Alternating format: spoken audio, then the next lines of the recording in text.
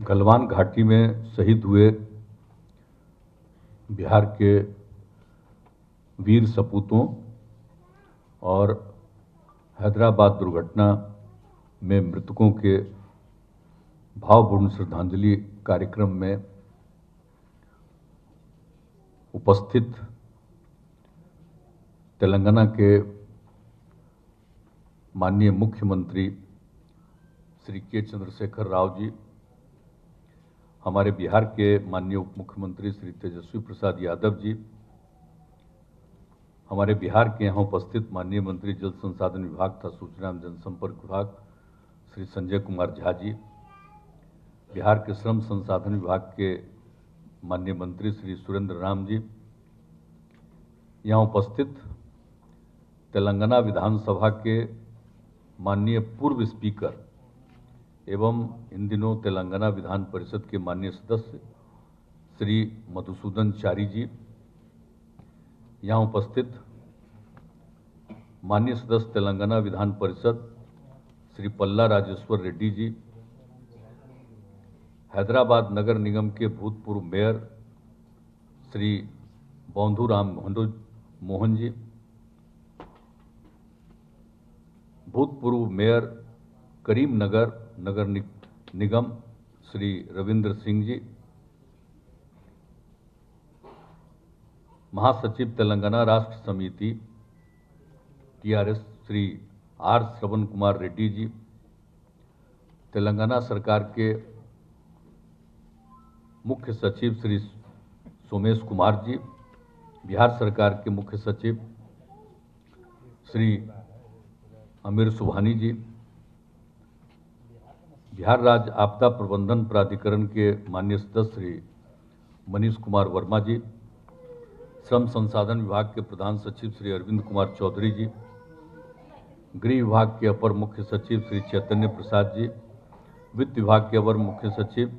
Shri S Siddharth जी, सामान्य प्रशासन विभाग के प्रधान सचिव बी राजेंद्र जी, तेलंगाना के माननीय मुख्यमंत्री के सचिव श्री राहुल बुज्जा जी और तेलंगाना राज्य से आए हुए अन्य सम्मानित अतिथिगण, पदाधिकारीगण और कार्यक्रम में उपस्थित गलवान घाटी में शहीद हुए वीर सपूतों एवं हैदराबाद दुर्घटना मृतकों के यहाँ उपस्थित सभी परिजन, विशिष्ट अतिथिगण, प्रिंट एवं इलेक्ट्रॉनिक मीडिया के सभी मित्रों, पत्रकार मित्रों, छायाकार बंधुओं और इस कार्यक्रम में उपस्थित बहनों एवं भाइयों, मैं सबसे पहले स्वागत करता हूं श्री के चंद्रशेखर राव जी का कि वे बिहार आए हैं और उन्होंने ये खबर दिया था कि हम ये चाहते हैं, तो हम लोगों ने कहा कि जरूर आप आइए और आज उन्होंने आने का समय निर्धारित किया और आज यहाँ उपस्थित हुए हैं। ये बड़ी खुशी की बात है और सब तरफ से सारी बातें कह दी गई। भाई तेजस्वी जी ने भी बातें की, चंद्रशेखर राव जी ने भी बातें की और सोमेश कुमार जी ने भी कुछ बातें कही, आमिर सुभानी जी ने भी बातें कही। तो आप सब लोगों को तो मालूम ही है कि ये लद्दाख क्षेत्र में अवस्थित गलवान घाटी में शहीद जो हुए थे, बिहार के वीर जवानों के परिवारों को सम्मानित करने के लिए और हैदराबाद में जो स्क्रैप गोदाम में आग लगने के कारण जो दुर्घटना हुई थी, तो उसके जो पीड़ित थे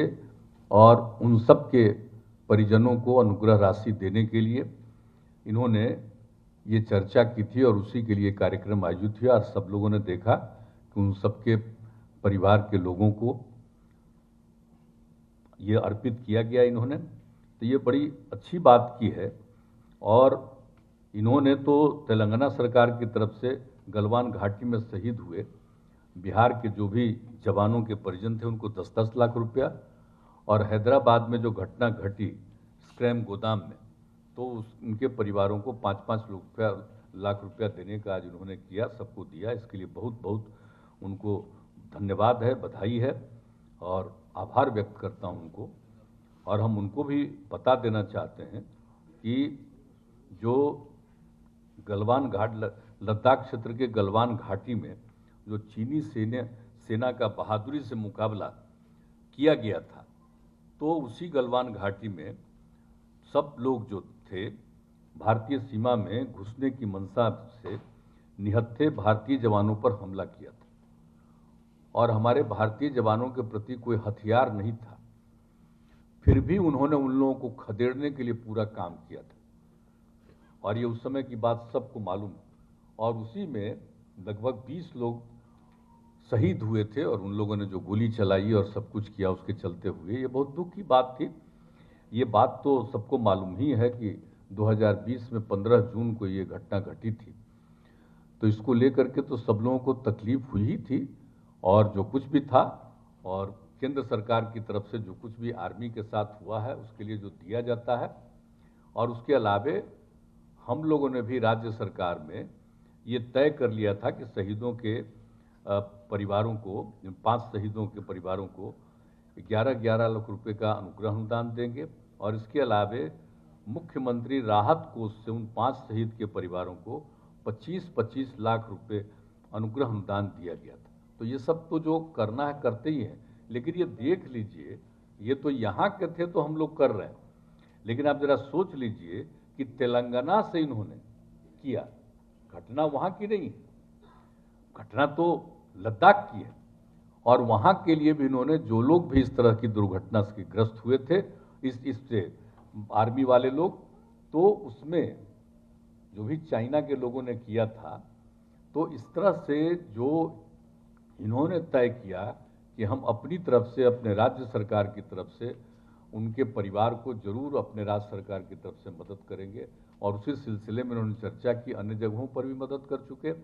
और बिहार में भी इनका काम बचा हुआ था, आज आकर के इन्होंने भी काम पूरा कर दिया। ये बहुत ही बड़ी बात है, आप सब लोगों ने ये सब काम कर दिया है। और जो कुछ भी था, और 23 मार्च 2022 को जो एक स्क्रैप गोदाम में जो हुआ था, 12 लोगों की मृत्यु हो गई थी। अब उसी हिसाब से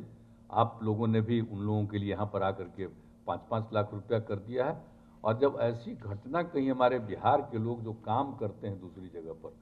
मजदूरी करते हैं, कुछ तरह की कोई घटना घटती है, तो हम लोग राज्य सरकार की तरफ से भी इसके लिए मदद करते हैं। तो इन सब लोगों के लिए जो राज्य सरकार की तरफ से, एक तो मुख्यमंत्री राहत कोष से 2-2 लाख रुपया और कोष से 2-2 लाख रुपया, और एक जो है बिहार प्रवासी मजदूर दुर्घटना अनुदान योजना, उसके माध्यम से भी 1-1 लाख रुपया सबको। ये सब तो हम लोग करते हैं,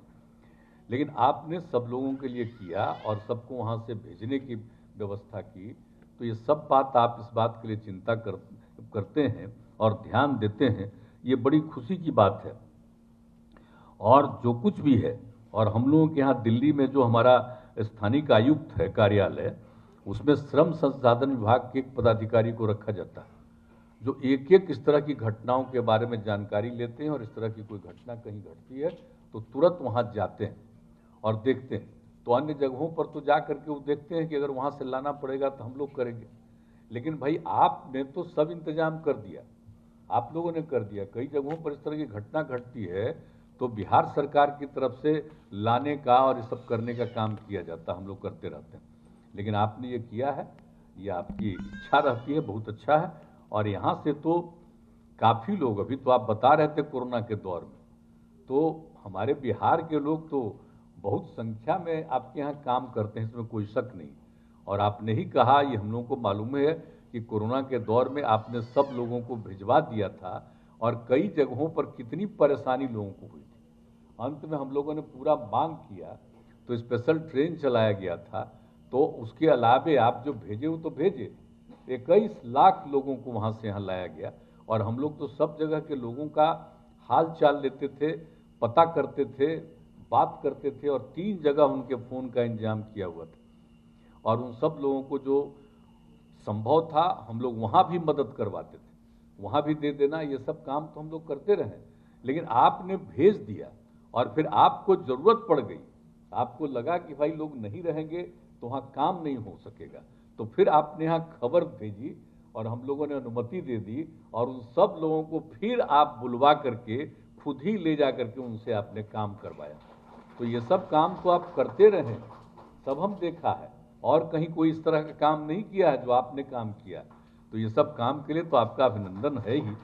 इस काम को तो करते ही रहते हैं। और हम लोगों को तो जितना संभव था हम लोग सबका काम करते ही रहे कोरोना के दौर में। और कितना हम लोगों ने खर्चा किया, सब तरह से किया। केंद्र की तरफ से जो किया जाता है वो तो एक अलग बात है, लेकिन राज्य सरकार की तरफ से भी कोरोना के दौर में हम लोगों ने जितना किया है, आज तो देश में कहीं नहीं ना, हम लोग जो कुछ भी कोरोना से पीड़ित हो जाते हैं उनको अपनी तरफ से 2020 जब से ये शुरू हो गया 20 अब तभी से 4 लाख रुपया देते हैं उनके परिवार को। तो ये सब काम तो हम लोग करते रहते हैं, लेकिन आपने जिस तरह से वहाँ के लोगों का पर ध्यान दिया, भेजा, फिर आपको ज़रूरत थी आपने बुलवाया, तो एक एक तरह से तो आपने बहुत अच्छा काम किया है, ये बड़ी खुशी की बात है। और आपने तो सबसे बड़ी बात है भाई आदरणीय चंद्रशेखर राव जी कि आप ही की कृपा से तो जो आपका राज्य था वो 2 हिस्से में बटा। आखिरकार तेलंगाना बनाने के लिए तो आप 2001 से संघर्ष कर रहे थे, उस समय तो हम भी केंद्र में थे, तो उसी समय से आप शुरू कर दिए थे अपना आंदोलन चलाना कि भाई तेलंगाना एक अलग राज्य बने। और इसके लिए शुरू से ही आपने जो सारा काम किया,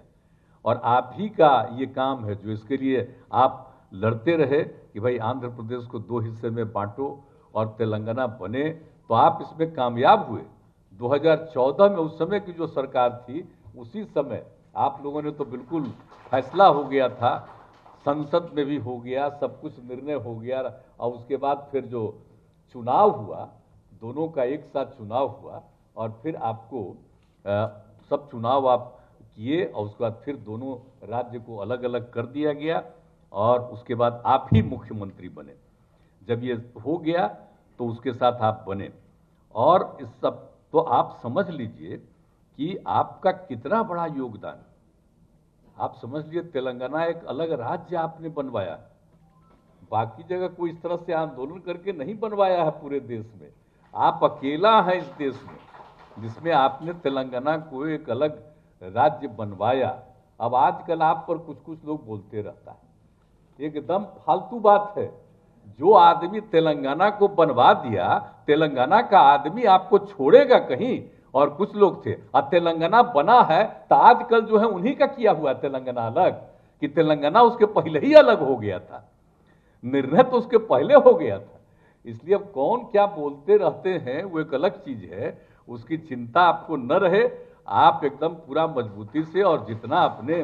पूरे इलाके का और अपने इस तरह का काम करते रहते हैं, और हम लोगों के यहाँ भी वहाँ काम करता है, तो सबसे तो मालूम होता है कि भैया पूरा का पूरा तेलंगाना के विकास के लिए सब तरह का काम करते हैं। और जरा देख लीजिए कि जो सबसे बड़ी बात थी कि दक्षिण भारत का एकमात्र राज्य है जो 2 हिस्सों तेलंगाना आंध्र प्रदेश में बटा, ये तो एक अलग बात है, लेकिन जो सबसे बड़ी बात है कि आप समझ लीजिए कि कितनी बड़ी चीज आप लोगों ने किया था। आपने जो काम किया कि मिशन भागीरथी योजना, जिसके तहत गोदावरी एवं कृष्णा नदी से पानी लेकर तेलंगाना के गांव-गांव तक आप लोगों ने पहुंचा दिया। लोगों को पीने के पानी का संकट था,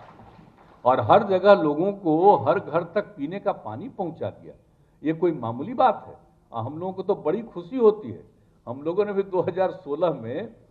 जो 7 निश्चय घोषित किया था, और उसमें हम लोगों ने तय किया था हर घर नल का जल। अब भी हम लोग भी लगभग हर जगह हर घर नल का जल पहुंचा दिए। तो आपका तो एकदम जो काम है का जल पहुंचा दिए, तो आपका तो एकदम जो काम है वो तो बहुत अच्छा है। लेकिन हम एक बात और कह देना चाहते हैं कि जो आपने ये काम किया,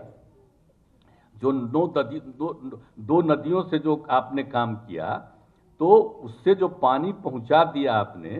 तो हम लोगों ने एक चीज तय किया था कि हम लोग गंगा नदी का जल भी 4 महत्वपूर्ण जगहों पर, गया, बोधगया, राजगीर और यहां पहुंचाने के लिए हम लोगों ने 4 जगहों पर हमने करने का ये निर्णय ले लिया। और उसके लिए जब हम लोगों ने कर दिया कि गया, बोध गया तो आप जानते हैं कितना पौराणिक स्थल है और किस तरह से बोध गया में भगवान बुद्ध को ज्ञान हुआ, तो वो जगह है। और गया तो आप जानते ही हैं, एकदम ऐतिहासिक जगह है वहाँ पर। और उस जगह पर से, और आज अभी हाल में जब वहाँ पर 9 तारीख से होने वाला है, तो देश भर ही नहीं है, कितने जगह से लोग आते हैं। तो क्या ये सब है, तो बहुत ही इंपॉर्टेंट जगह है, लेकिन पानी का संकट। और उस तरह से देखिए राजगीर, तो राजगीर तो जब देश एक था, बहुत माने हजारों साल पहले, तो राजगीर ही राजधानी थी, तो वहां भी पानी का संकट होता है। तो वहां पर देखते हुए, और सब के रास्ते से जा रहा था नवादा से, तो वहां पर भी किसी तरह का संकट न हो, तो हम लोगों ने तय किया कि गंगा नदी का पानी हम लोग वहां पर पहुंचाएंगे हर जगह। तो ये जब हम लोगों ने सोचा, हम बहुत पहले एक बार सोचे थे, लेकिन हमारे अधिकारीगण उस पर बहुत काम नहीं किए। लेकिन इधर जब हम लोगों ने शुरू किया था, काम अपना शुरू किए थे, तो उसमें फिर हम लोगों की तरफ से हम लोगों ने एक जल डैश जीवन डैश हरियाली अभियान किया था कि जब तक जल है और हरियाली है तभी जीवन सुरक्षित है। ये काम किया था। उसी समय हमने तय किया कि भाई वहां पर पानी का संकट रहता है। अब बाकी जगह तो हर घर नल का जल हम पहुंचा रहे हैं, लेकिन गंगा जल वहां पहुंचाएंगे, जैसे वो भी पवित्र जगह है, तो गंगा जल भी वहां पर पहुंचाएं। तो इसके लिए जब काम करने का सोचा, तो सबसे पहले अपने अधिकारियों को हमने आपके यहाँ भेजा, क्या कि वहां पर जब आपने 2 नदियों से जब पहुंचा दिया घर घर में पानी, तो इसीलिए हमको लगा कि आप बहुत बड़ा काम किए। इसलिए हमने यहाँ से अधिकारियों को भेजा कि भाई देखो कैसे काम किए। हम अगर गंगा जल पहुंचाना चाहते हैं इन 4 जिलों में, 4 जगहों पर, तो वहां से देखो, वहां से लोग लेकर के आए। और आपके यहाँ जो काम किया वैसे एक्सपर्ट्स को भी हम लोग लाए, और अब देखिए बहुत तेजी से काम हो रहा है। तो मतलब समझ लीजिए कि हम लोग बहुत जल्दी इस साल के में ही तक पहुंचा देंगे लोगों तक। तो ये सब काम हम लोग कर रहे हैं। और आपके यहाँ जो काम हुआ, इसलिए हम जरा चर्चा कर देना चाहते थे कि भाई आप ही ने ऐसा काम किया, और हम लोगों के मन में ये बात थी, तो वहाँ देख करके कहा कि भाई कैसा बढ़िया कि 2 नदियों से आपने जो सारा काम किया, तो बहुत बड़ी बात है। अब कैसे इतना बड़ा बड़ा काम आप किए हुए हैं साहब, कैसे कोई आपके बारे में आपको क्रिटिसाइज करता है, हमको समझ में नहीं आता है। जिनको काम नहीं करना है, खाली प्रचार प्रसार करना है, वैसे ही लोग